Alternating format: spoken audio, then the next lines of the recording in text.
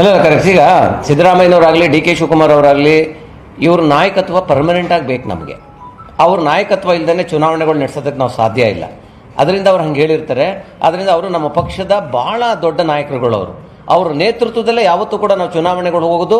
ಅದರಿಂದ ಹಂಗೆ ಹೇಳಿದ್ರಲ್ಲೇ ತಪ್ಪೇನಿಲ್ಲ, ಅವ್ರು ಹೇಳಿದ್ರು ಕರೆಕ್ಟ್ ಆಗಿದೆ. ಆಮೇಲೆ ಅವ್ರ ಆರೋಗ್ಯದ ಬಗ್ಗೆ ಯಾರೋ ಮೀಡಿಯಾದವ್ರು ಕೇಳಿರ್ತೀರಿ, ಸ್ವಲ್ಪ ರೆಸ್ಟ್ ತಗೊಳ್ಳಿ ಸರ್ ಅಂತ ಅದಕ್ಕೆ ಹೇಳಿರ್ತಾರೆ. ಅದೇ ಅವ್ರ ಆರೋಗ್ಯವಾಗಿ 10 ವರ್ಷ ಏನೋ ಇನ್ನೂ 25 ವರ್ಷ ಅವ್ರು ರಾಜಕೀಯ ಮಾಡ್ತಾರೆ. ಅವ್ರು ಅದ್ರಲ್ಲಿ ಡೌಟೇ ಬೇಡ. ರಾಜಕಾರಣಿಗಳಿಗೆ ಏಜ್ನ ಇದಿಲ್ಲ, ಏನು ರಿಟೈರ್ಮೆಂಟ್ ಇಲ್ಲ, ನಾಯಕತ್ವನೂ ಇರ್ತದೆ. ಇಬ್ಬರು ಸಿದ್ದರಾಮಯ್ಯನವ್ರದ್ದು ಕೂಡ ನಾಯಕತ್ವ ಅವ್ರು ಇರೋ ತನಕನೂ ಅವ್ರ ನಾಯಕತ್ವ ಇರುತ್ತೆ. ಡಿ ಕೆ ಶಿವಕುಮಾರ್ ಅವ್ರದ್ದು ಇರುತ್ತೆ. ಸಾಕಷ್ಟು ಜನ ಡಾಕ್ಟರ್ ಪರಮೇಶ್ವರ್ ಇರ್ಬೋದು, ಸಾಕಷ್ಟು ಜನ ಇದ್ದಾರೆ. ಎಂ ಬಿ ಪಾಟೀಲ್ ಇದ್ದಾರೆ, ಹಾಗೆ ತುಂಬ ಜನ ಲೀಡರ್ಸ್ ನಮ್ಮ ಪಾರ್ಟಿನಲ್ಲಿದ್ದಾರೆ. ಎಲ್ಲರದ್ದು ಇರುತ್ತೆ. ಅದರಲ್ಲೇನು ಎರಡು ಮಾತು ಬೇಡ. ಖರ್ಗೆ ಅವ್ರದ್ದು ನಮ್ಮ ರಾಜ್ಯದಿಂದ AICC ಇದು ಅಧ್ಯಕ್ಷರಾಗಿದ್ದಾರೆ. ಅವ್ರದ್ದು ನಾಯಕತ್ವ ಭಾಳ ಇಂಪಾರ್ಟೆಂಟ್. ಜಾರಕಿಹೊಳಿ ಅವರಿದ್ದಾರೆ. ಹಾಂ, ಅವರು ಬಿಟ್ಟಿಲ್ಲ, ನಾನು ಯಾರನ್ನೂ ಬಿಡೋದಿಲ್ಲ. ನಾನು ಲಿಸ್ಟ್ ಮಾಡ್ಕೊಂಬಂದಿಲ್ಲ ಅಷ್ಟೇ ಇವತ್ತು ನಾನು ಬರಬೇಕಾದ್ರೆ.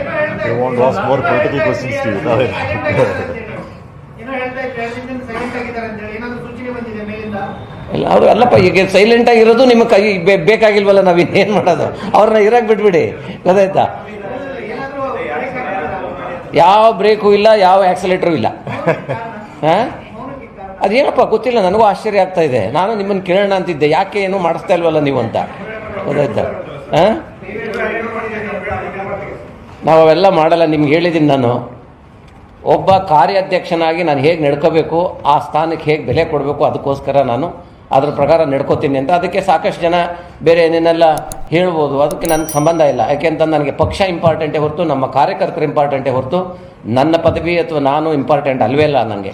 ಅವತ್ತು ಕೂಡ ಹೇಳಿದ್ದೀನಿ, ಇವತ್ತು ಕೂಡ ಹೇಳ್ತಾ ಇದ್ದೀನಿ, ಪಕ್ಷ ಪಕ್ಷ ಪಕ್ಷ. ನಾನು ಪಕ್ಷದ ಒಬ್ಬ ಆರ್ಡಿನರಿ ಕಾರ್ಯಕರ್ತ.